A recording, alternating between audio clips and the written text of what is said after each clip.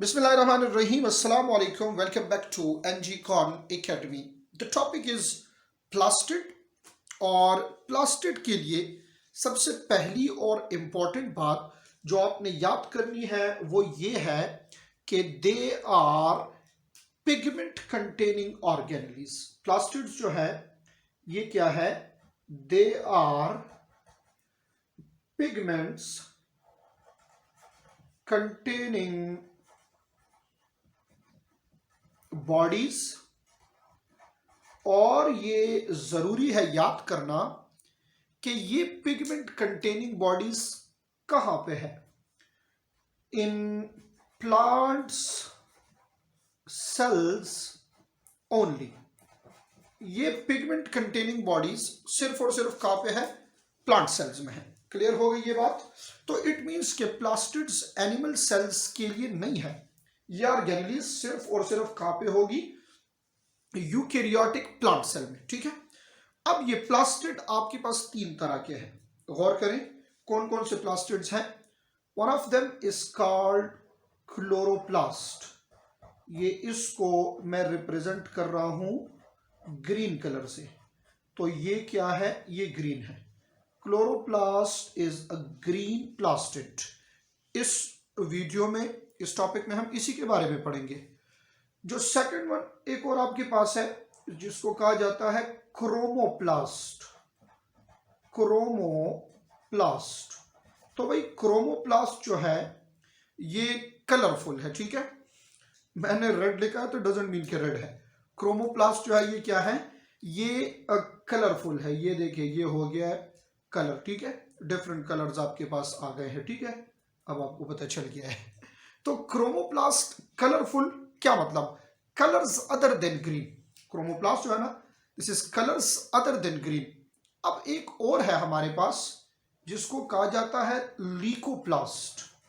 तो लीकोप्लास्ट जो है ये क्या है आपके पास? ये कलरलेस है। क्लियर?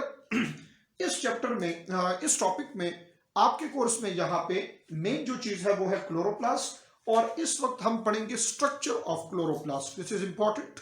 स्ट्रक्चर ऑफ क्लोरोप्लास्ट हमने यहाँ पे पढ़ना है, और इसके कुछ फंक्शंस और बाकी चीजें ये चैप्टर 4 में है। फिर तो स्ट्रक्चर ऑफ क्लोरोप्लास्ट, गौर करें जरा। The very first thing, chloroplast जो है जस्ट लाइक माइटोकॉन्ड्रिया, ये क्लोरोप्लास्ट भी एक डबल मेम्ब्रेन स्ट्रक्चर है। क्या है? क्लोरोप्लास्ट ये भी आपके पास डबल मेम्ब्रेन है। Point number 1, double membrane structure. ठीक है। नंबर 2, क्लोरोप्लास्ट जो है ये आपके पास, इसके अंदर तीन इंपॉर्टेंट स्ट्रक्चर्स आपको मिलेंगे। जरा मैं इसको ड्रा कर लूं तो आसान हो जाएगा आपके लिए। गौर करें मेरी तरफ।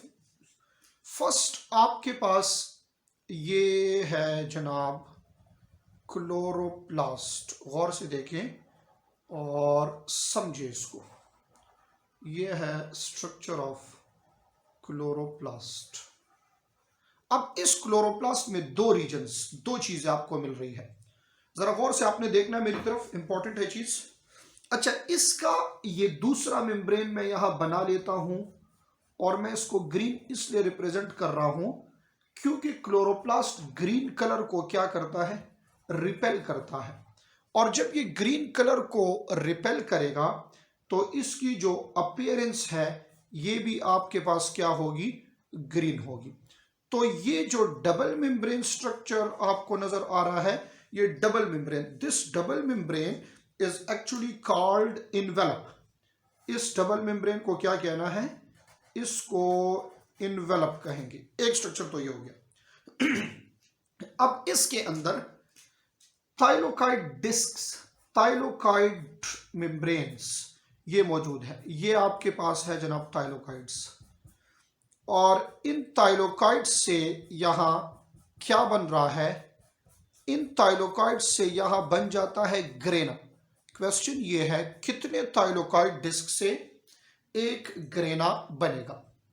ये हो गया आपका थाइलोकाइड। इस एक को कह रहे हैं तो मैं यहाँ पे एक पॉइंट लिख रहा हूं जो कि इंपॉर्टेंट है कि 50+ thylakoids combine, 50+ thylakoids combine and form a grana.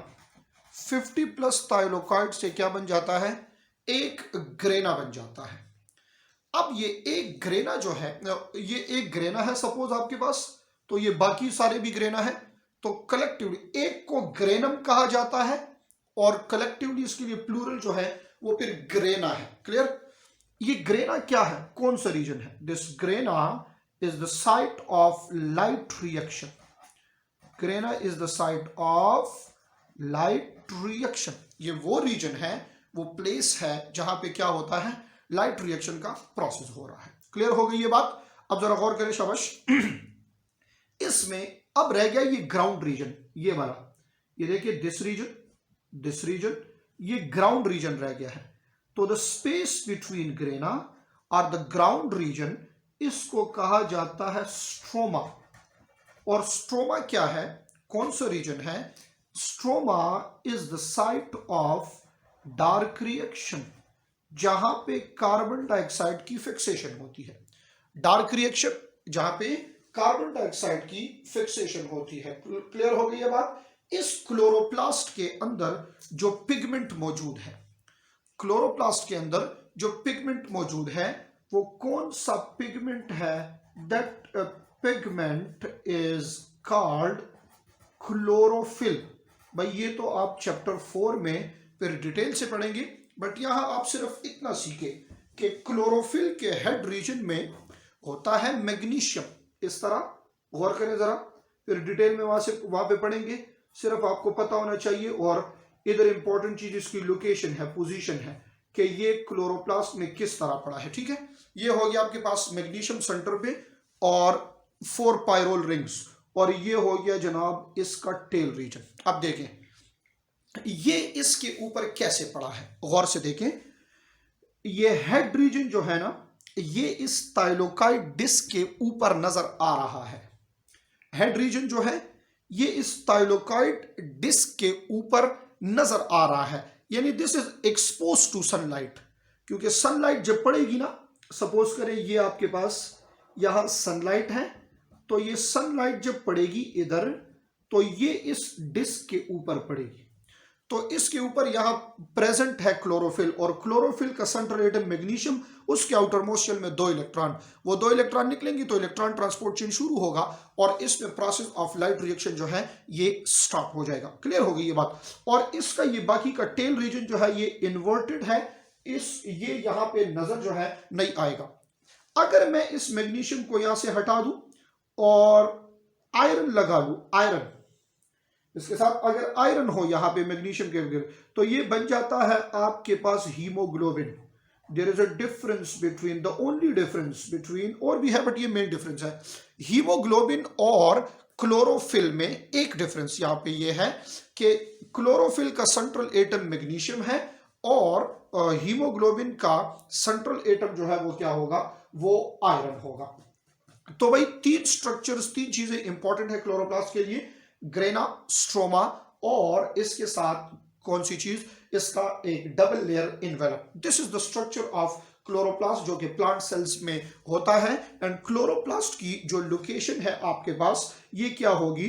This chloroplast is actually found in green leaves and green stem as well.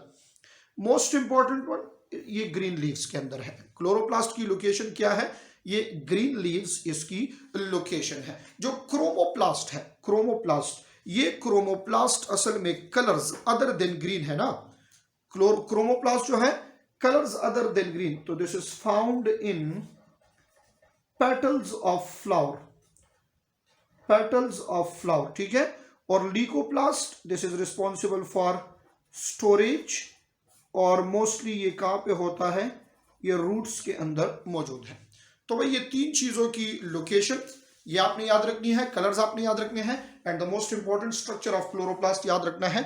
ये अक्सर आ जाता है पेपर में, स्ट्रक्चर ऑफ क्लोरोप्लास्ट के ऊपर शॉर्ट क्वेश्चन। ठीक है, तो this is required for the process of photosynthesis. Chromoplast जो है ये पेटल्स में है, तो this also help in pollination and dispersal of seed.